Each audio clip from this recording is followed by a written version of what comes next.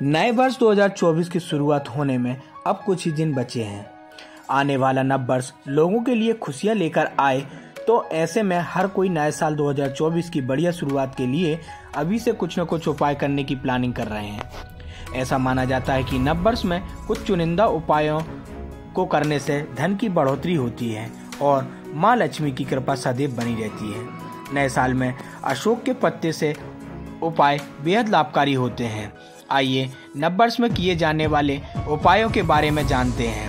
अशोक के पत्ते के उपाय। अगर आप शादी में किसी प्रकार की परेशानी का सामना कर रहे हैं तो नए साल में के पहले दिन स्नान करने वाले पानी में अशोक के पत्ते डालकर नहाएं। इस उपाय को करने से विवाह में आ रही परेशानियों से निजात मिलेगी। हमारे यहाँ प्रकृति की पूजन करने का बड़ा महत्व है, इसलिए देवी पुराण में, मार्कंडेय पुराण में, मत्स्य पुराण आदि में प्रकृति की उपासना का बड़ा दिव्य संदेश हमें ऋषियों ने प्रदान किया है। दुर्गा सप्तशती पर हम ध्यान देते हैं तो एक जगह आता भी है, या देवी सर्वभूतेषु प्रकृति रूपेण संस्थिता।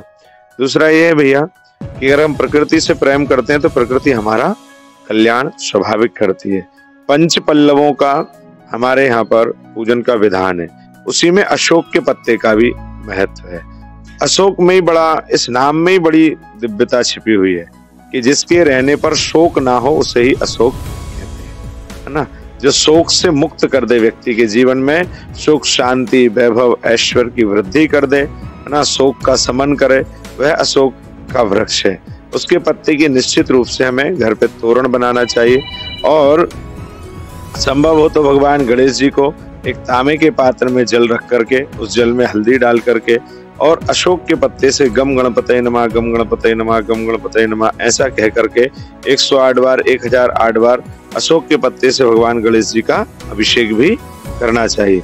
अगर ये अभिषेक हम करते हैं तो गणेश जी प्रसन्न होते हैं और निश्चित ही रूप से वो हमारे जीवन से समस्त प्रकार के शोकों से मुक्त करके हमें सुख शांति प्रदान करते हैं। और प्रकृति की सेवा भी करना चाहिए, वृक्षारोपण आदि भी करना चाहिए और गौ माता की सेवा भी करना चाहिए, क्योंकि हमारे सनातन धर्म में कोई भी यज्ञ अनुष्ठान बिना गौ सेवा के, ब्राह्मण सेवा के, कन्याओं की सेवा के सफल नहीं होता। साक्षात भूमि पर चलने वाले अगर भगवान है तो वह गौ, ब्राह्मण, माता पिता और कन्या है, इनकी सेवा भी अवश्य ही करना चाहिए। जो सनातन धर्मावलंबी इन समस्त सत्कर्मों के साथ में 1 जनवरी के रूप को मनाता है तो उसका जीवन निश्चित ही रूप से कल्याणप्रद होता है और उतने ही उत्साह से फिर हमें गुड़ी पड़वा महामहोत्सव को भी मनाना चाहिए, क्योंकि वास्तविक नूतन नव वर्ष तो हमारा गुड़ी पड़वा ही है, चैत्र शुक्ल पक्ष की प्रतिपदा को।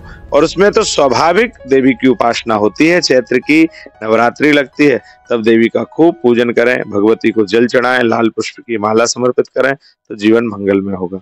ओम।